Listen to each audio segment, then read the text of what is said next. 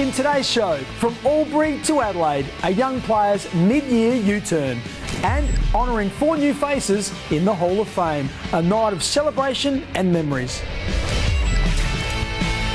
Hi, I'm Mark Bickley and welcome to the Optus Crows Show as we launch into the second half of the season with the important game against Carlton later this afternoon. And as has been the case all year, forwards coach James Rahilly will be in charge of one of the least experienced attacks in the competition. Take out Taylor Walker and the rest of the players have less than 100 games between them. So how does James balance youth and experience to produce an effective combination?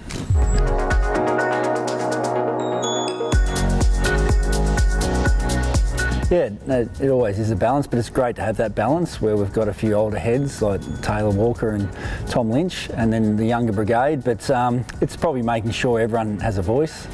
Obviously, Tex and Lynchy very experienced and know the game really well. They're fantastic at bringing the group in and probably demanding a lot from the group as well. Even Tom, who's been injured, has been fantastic for the group and making sure the other guys have a voice and communicate and also play all the different roles that need to be played in our structure. Obviously, it's very individual focused from that management point of view. The senior guys sometimes don't need to do as much, and then you've got to be careful with the first year guys in Rahilly as well with that balancing act. So he's still got a lot to learn, Rahilly, but he's definitely works hard on his game, which is well documented, and he's very easy to coach with his ability to win the ball in the air and on the deck. Probably is that sort of modern tool that they're lucky to have. I always admired Tex from afar and his ability, and he's a highly talented player. He's such a good lead-up player, but with guys like Rahilly coming in and Fogg coming on and a few of the others, he's played a secondary role and probably higher up the ground, which hasn't allowed him to get close to goal. So yeah, no, he's definitely been involved in a lot of our scores. Certainly a steep learning curve for all the youngsters. And they've been joined this month by the latest recruit, 19-year-old Patrick Parnell. Only 4 weeks ago, he was playing for the Murray Bushrangers in the NAB League, but then his life changed dramatically. Patrick was picked up in the mid-season draft, had to relocate from Albury, meet new teammates and coaches, and make his Sandford debut. A whirlwind of emotions and adventure. Running past, here is Pat Parnell, the new recruit.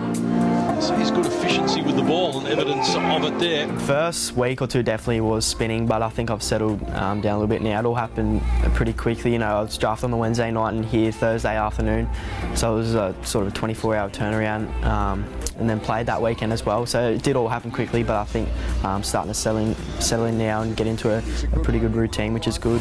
Charlie Parker there, sneaks around with a kick. Oh, cut off nicely. 19-year-old, recruited from the Albury Tigers in the mid-season draft. Complete contrast. I was working at a full-time office job, so 8 to 4, Monday, Friday, and then obviously doing my training after work. So big change, but you know, as I said before, I want to play footy since I could walk, I suppose. So to be here now is, you know, I couldn't be happier. A few boys at the Albury Footy Club have been pretty big for me, particularly Daniel Cross, obviously former Melbourne Western Bulldogs player.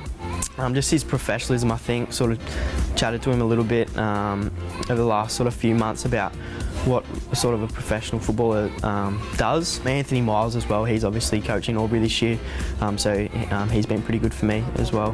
For Abe Davis, Parnell did well, ball A's. Definitely there's a lot of improvement. My game got a lot of size to put on. I just want to sort of get to know everyone, I suppose, and then work hard and play some good footy at the back end of this year, and hopefully I'm here next year as well, yeah. Recruiters expect Patrick to add skill and pace to the squad. We wish him well.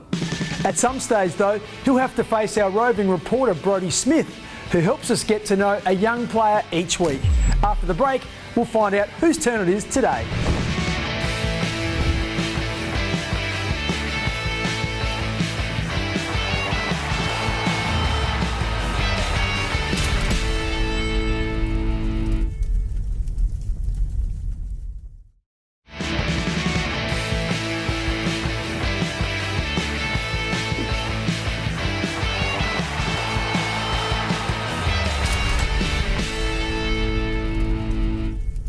Welcome back. Experienced players like Brodie Smith have had to make plenty of new acquaintances as the club goes through a rebuilding phase.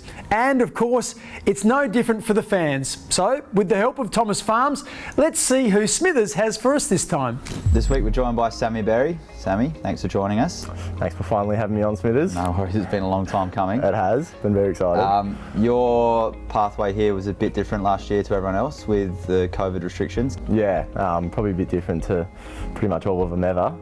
Didn't get to play any footy at all and was home for a lot of it as well with school. So yeah, kind of COVID in Victoria. So nice. And now you're here, has anything surprised you about the AFL system or the footy club?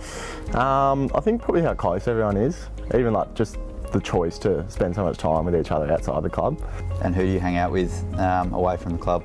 I live with Peds, so yeah, Lukey Pedler and I spend a fair bit of time together. And what's Peds like to live with? Because we've actually tried to interview him for this segment and he's pathetic, so what's he like to live with? He's messy. I actually went to have a shower this morning, no towels left. So I went to his room and there were about 7 on the floor. So yeah, he's good though. Who does the cooking? Neither of us. Lovely host family, Paul and Vicky. So they so do you the don't put cooking your hand up to cook for them at all, you just let them do it all? Yep. Fair enough, I'll do the same. Can you give us your favourite moment from the year? I'd probably have to say my debut game against Geelong in round 1. I think that was a pretty special game. Fair debut. Yeah. What was it, 8 or 9 tackles or? Yeah, I'm actually not sure. I think you got me covered for the year in your debut, so. Very good. We have different strengths, but yeah. Thanks for joining us, mate. Thanks for having me. Appreciate it. Each week this season, we're reliving a memorable Crows comeback. And when it comes to individual players, Trent Henschel's return from injury was one of the longest and most painful. In round 21, 2006, Trent ruptured his ACL against Port Adelaide. It was 2 full years before he played again, round 1, 2009 against Collingwood. However, swelling meant he had to go under the knife again. He finally made it back for round 20 and went on to play in the elimination and semi-finals. Having a long-term injury, you don't sort of set many long-term goals or anything, you just look week to week. What a great player Trent was. Unfortunately, we never got to see the best of him. The football gods were much kinder though to Bryce Gibbs, who went on to play nearly 270 games for Carlton and the Crows. During his 11 years with the Blues, there was always speculation he might eventually move back to Adelaide. Thanks to Optus, Sam Jacobs talks to Bryce about the moment he finally said yes and joined the Crows in 2018. That's a beautiful sight, isn't it? That shows the solidarity of football and the love from both teams. Hello Crows fans, I'm here with my long-time mate, 268 AFL game player Bryce Gibbs. Gibber, thanks for sharing your moment at the start of the yes. Tell us about, I guess, the move coming back home and after playing a lot of footy at Carlton. Yeah, it was, there was an opportunity to potentially finish my career back here in South Australia and in front of family and friends, which was very exciting. And as we all know, the first time we opted in for a trade, it didn't go through. But luckily enough, the second time we had a crack, it went through. And I was very lucky to finish my career back home in South Australia. To end our careers, it's not always, I guess, the fairy tale finish we want, but I guess without winning the premiership, yours is probably as close as you can get.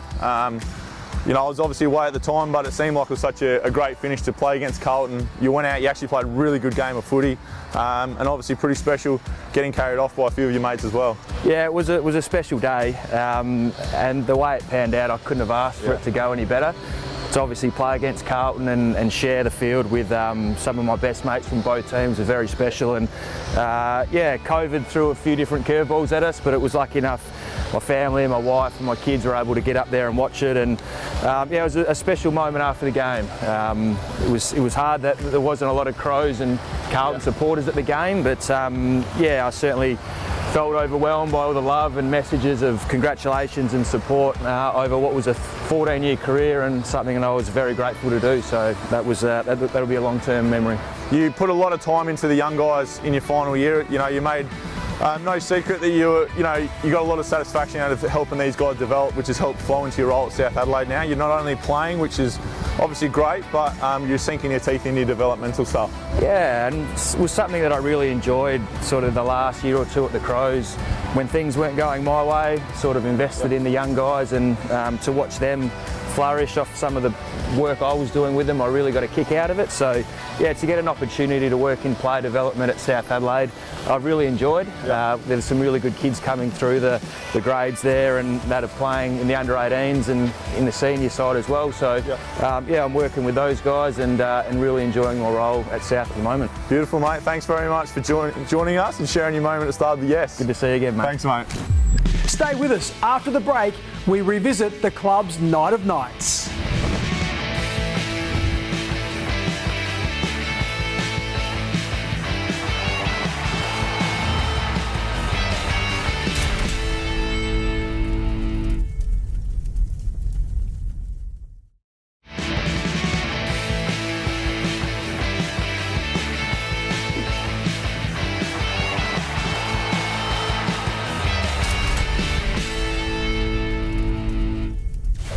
Over 30 years, nearly 250 AFL players have worn the Crows Guernsey. But until Thursday night, just 5 had been recognised with the club's highest accolade, the Hall of Fame.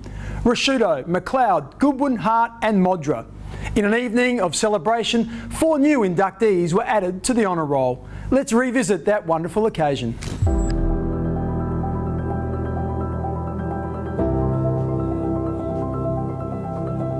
Good evening, everyone. Welcome along to the Adelaide Entertainment Centre for the Adelaide Football Club Hall of Fame. While you're here is to meet the 4 inductees. Let's meet the first one, straight into it. 321 games, 3 times he was voted your MVP by the members. Congratulations to Chris McDermott. Oh, it was incredible. Completely unexpected. And just, you know, as I said at the speech, you know, I was there for such a short time when you think about how long the footy club's been around, the 31 years. So it was a short time. It was a really good, fun time. I love it dearly. It's, you know, as the mind gets a bit older and gets a bit vaguer, some of my memories of the Adelaide Footy Club are really strong. Congratulations to the Adelaide Football Club's first premiership captain. Congratulations to one of the inaugural Crows, obviously, like Chris, been here from the start.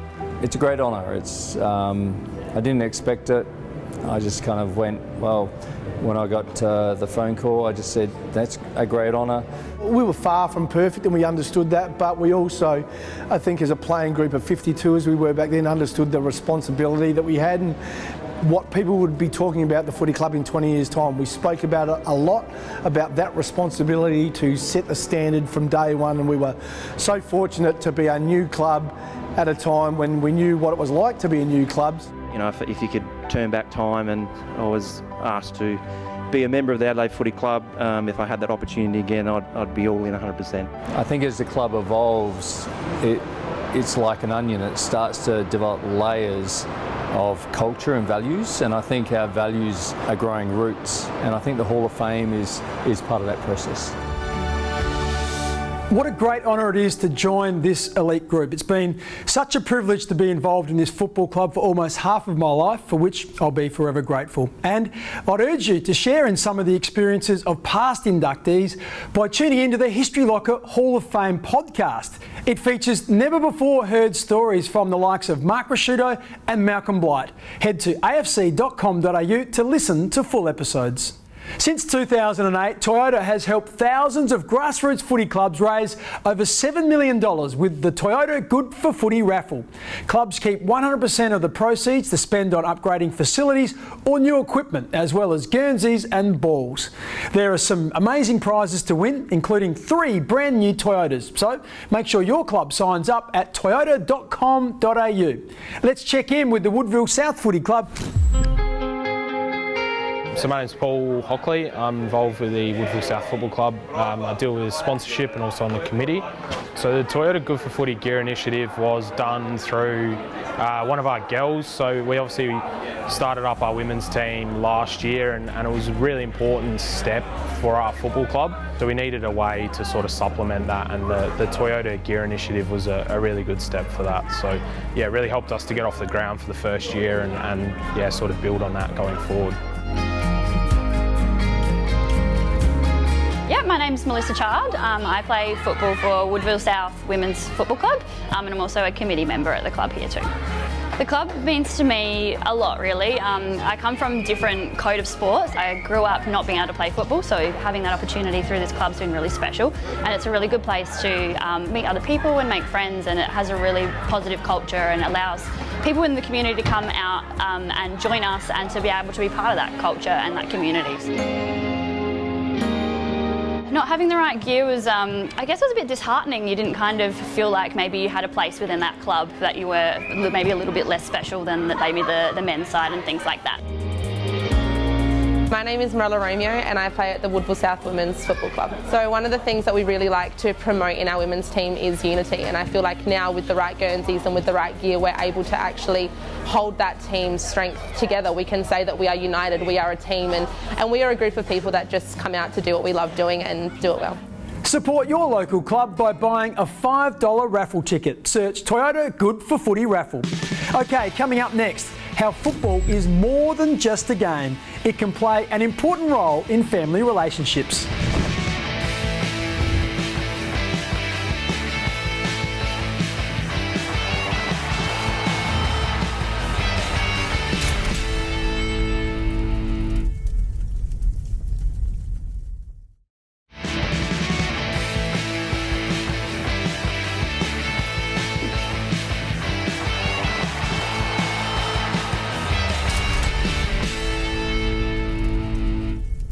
Each week this year, we go on a trip down memory lane to hear fans recall their favourite Crows moments. Today, Alison remembers taking her 2-year-old son Ethan to Adelaide Oval for the first time.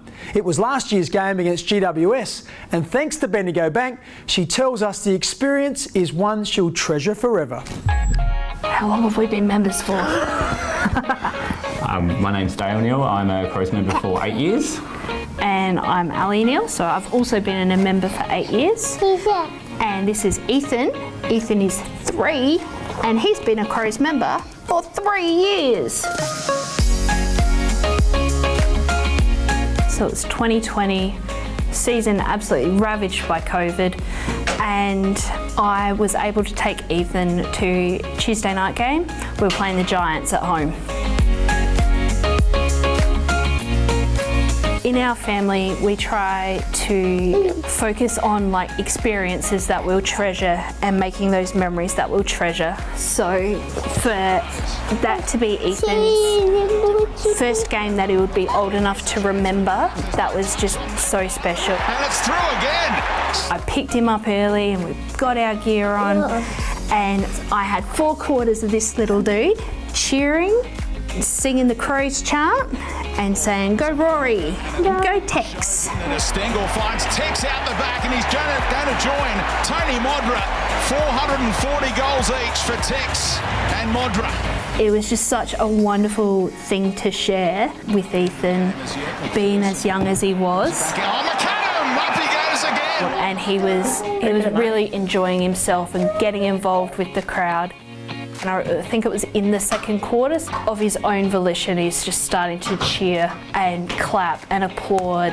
And he was leaning out over the balustrade to watch and see what was going on. During the game, we'd do high fives after goals. And Rory Sloan with a big goal for the Crows. Yeah, got a 5 for Dad? Yeah! It's certainly something that'll stay with me forever. It's something that can't be replaced, being his first game that he remembers. Let's stay with the fans and look for our Crow in the crowd. Plenty to choose from. Why don't we settle on you? If you recognise yourself, email facingthecrowd@afc.com.au with photo ID to claim your prize. And you've got to be happy with this. 2 tickets to Toyota's exclusive Hilux Hill Unbreakable Zone at Adelaide Oval. Terms and conditions apply, so check out our website for details. Each week, we also give a fan the opportunity to question the coach. This time, Bo wants to know if fatigue affects game plan execution late in the match. Bo, thanks for the question, a really good one. Yeah, there's no doubt fatigue affects players and some decision making when it comes to later in games. The key to that is doing the work in the off season and right throughout the pre-season. As a group, we train so hard. Our guys, not so much coaches. I have to admit, I put my hand up. I'm not training as hard as they do, but our players do a lot of work on becoming as fit as they possibly can be. So in those key moments, when there's 2 or 3 minutes left in a game, they're able to perform at the highest level. But fatigue is definitely a factor. I think the fitter teams in the competition are often the best performing. That's about all we have time for on the Optus Crows Show. Don't forget, you can keep up to date with all the news on @TheCrows on Twitter. And remember the club's social media accounts, Facebook, Twitter and Instagram. Thanks for your company today, and I look forward to joining you again next weekend on 7. Bye for now.